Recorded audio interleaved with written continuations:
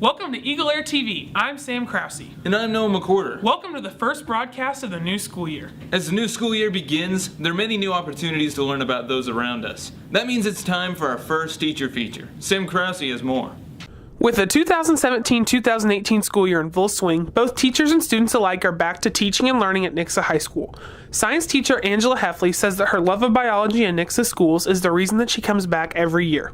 My favorite thing about Nixa High School are the students, because I feel like they are the reason that we do so well and we excel in everything that we do because of our kids. You bring a lot of joy to the teachers, and it makes Nixa what it is. From a young age, Hefley's love of biology grew. Her mother's passion is what sparked her interest in the study of life. From a little child, my mother taught me a lot of what I know about biology. She was an elementary teacher, and she had a great love of science and specifically biology. She grew up in the country, and I did too, and from a young age she taught me all she knew about science and biology, and it just grew a great love in me for biology. In addition to her teaching role at NHS, Mrs. Hefley also sponsors the Science Explorers and Outdoor Club. She explains how they not only give back to the community, but explore science while doing it. I sponsor the Science Explorers and Outdoor Club. We meet the second and fourth Wednesdays right after school. We do science activities related to all different sciences, not just biology. We also have a garden that we grow vegetables and give to the least of these. We don't make any money off the garden, we just grow to help others. We felt like there was a need, and that's what we do with that. Callie Ennis and Aaron Gardner, current biology students, enjoy the way that Mrs. Hefley teaches. She's super laid back and she knows how to make learning fun. She knows what she's talking about and she's super easy to understand. For EagleAir TV, this is Sam Krause. As the new school year begins and every student is a grade older, traditions in food, family, and fun become older as well.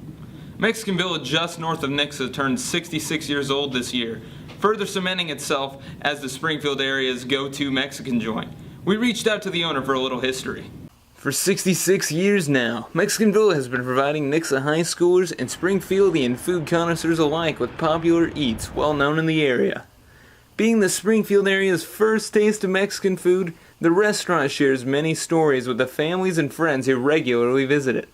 Garen Ferguson, the grandson of the villa's founder, loves to share the deep history of the franchise with anyone who asks. We started, my grandfather started them in 1951, and he was a pilot during World War II. He grew up in Springfield back in the 20s, 30s, and there was no Mexican food here at that time. And he first tasted it when he was in San Antonio during the Second World War. So after the war, he was an entrepreneur and did a few different things, and thought to himself, you know, I had that Mexican food down in San Antonio.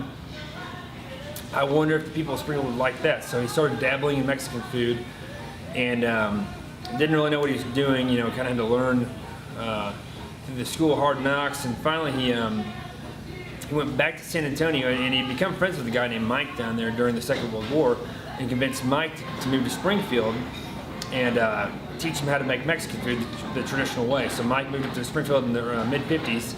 And they developed all of our recipes. We, still serve today: the hot sauce, mild sauce, sweet sauce, all of our spice mixes that we put into our ground beef and enchilada sauce. They developed all that back in the mid-50s, and we still make from scratch to this day.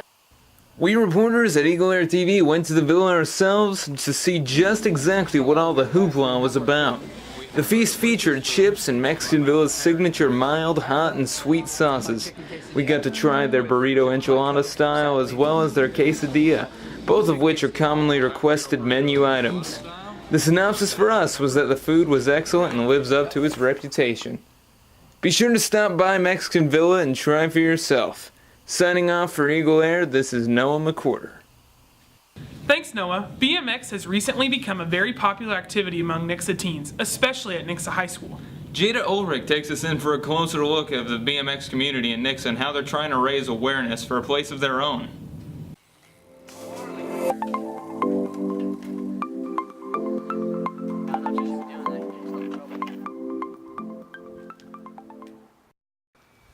BMX riders in our community are facing many struggles with the sport they love. Officer Adam Gamble has more on the story.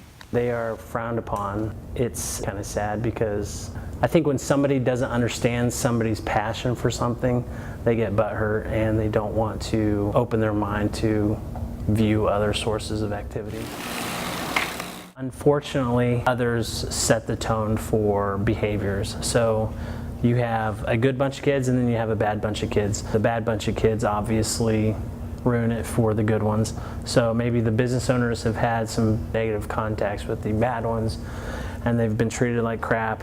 So they associate the good and the bad kids because they all ride the same bikes and then they treat them like crap. They yell at them, just totally disrespectful. BMX riders and the Nixa Skate Park Committee are working together to help build a skate park. City's property here. It would keep the kids off the streets instead of just crossing highways all day to get to different spots. It would give them one central place to be safe and not have to worry about getting kicked out or get hit by a car.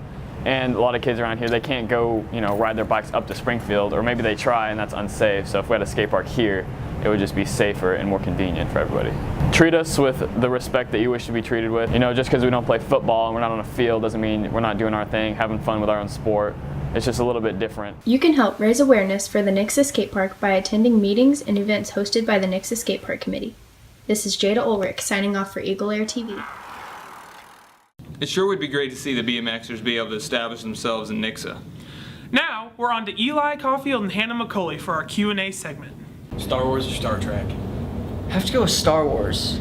Star Wars. Star Wars? I'd probably choose Star Wars. Star Trek, because that's what I grew up with, which is flipped from most people, because most people grow up with Star Wars. Because I've seen every Star Wars about 1,000,000 times and I very much enjoy them. And also I've not seen an entire Star Trek movie. Not a fan of Star Trek. Because it's just more in-depth, I feel. Left or right Twix? Left. Left. I'll go with left. Right Twix. I prefer left Twix. Because that's my political affiliation, so why not? It just seems better. Eagle or tiger? Eagle for sure because it represents America. Eagle because it is the school mascot.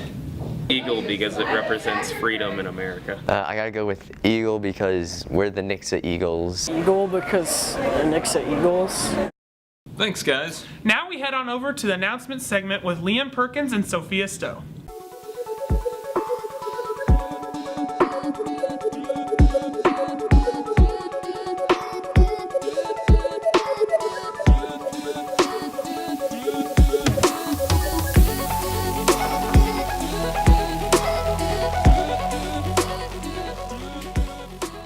Welcome Nixa High School. Hope you're having a great October so far. These are your announcements. Representatives from college will be here during STAR to talk to students. There are sign-up sheets in the counselor's office. Riders Guild will meet Mondays after school in Mr. Lawless's room 256. Girls After God's Heart will meet in Mrs. Wright's room every Thursday morning before school at 7.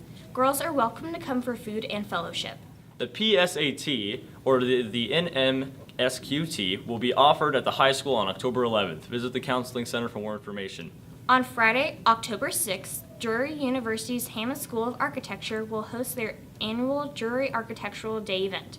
Visit the Counseling Center for more information. The next National Honor Society meeting is Tuesday, October 10th in the 3rd floor lecture hall. Students may come before or after school. This meeting is mandatory for all National Honor Society students. Come down to the auditorium room Thursdays after school for an hour of laughter and treats with Improv Club. Thanks for tuning in to your announcements. Hope you have a beautiful day. That's all for today's broadcast. Signing off for EagleAir TV, I'm Sam Krause. And I'm Noah McCorder. Be sure to join us next time on EagleAir TV.